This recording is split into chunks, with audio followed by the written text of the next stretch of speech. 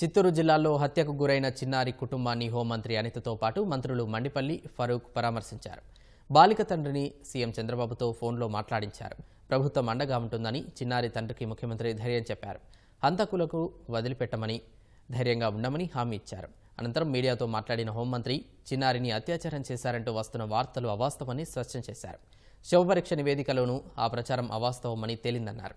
అయినా వైసీపీ నేతలు రాజకీయాలు చేస్తున్నారని మండిపడ్డారు. అపహరణకి గురైంది అని కేసు నమోదు చేసిన మరుక్షణం నుంచి ఆ అమ్మాయి దొరికినంత వరకు కూడా దగ్గర 12 టీములు వర్క్ చేసినాయి. టవర్ డెంపు తీసుకొచ్చారు. వాళ్ళతోనే కాకుండా సామాజిక స్పృహతో ముస్లిం మైనారిటీకి సంబంధించిన మత పెద్దలు కానీ సుమారుగా 100 మందికి పైగా, అదేవిధంగా పొంగనూరులో ఉన్న చాలా మంది పెద్దలందరూ కూడా మతాలకు అతీతంగా బయటకు వచ్చి ఆ అమ్మాయి సజీవంగా దొరకాలని చెప్పేసి అందరూ కూడా సెర్చ్ చేయడం మొదలుపెట్టారు, సహకరించారు. దురదృష్టశాస్త్రం అమ్మాయి మనకి సమయం తేలటం నిజంగా చాలా దురదృష్టం.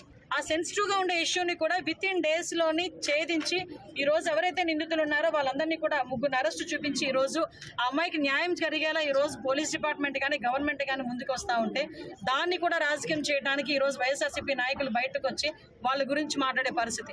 ముస్లిం మైనారిటీ బాలిక చనిపోయి ఆ అమ్మాయిని అక్కడ పడేసిన తర్వాత బయటకు వచ్చి వీళ్ళు అత్యాచారం జరిగిందని సాక్షి టీవీలో ఏ రకంగా వాళ్ళు మాట్లాడగలుగుతున్నారండి?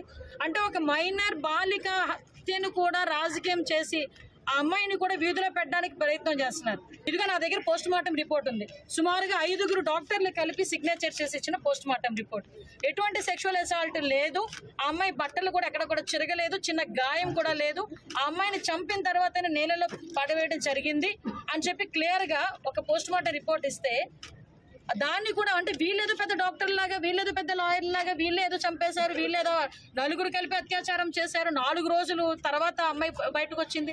ఎందుకండి అబద్ధాలు ఆడాల్సిన అవసరం? ఒక మైనారిటీకి సంబంధించిన ఒక బాలిక తాలూకా చావును కూడా రాజకీయం చేయడానికి చూస్తున్నారంటే వీళ్ళు ఏ రకంగా ఆలోచించాలో ఒకసారి అర్థం చేసుకోండి.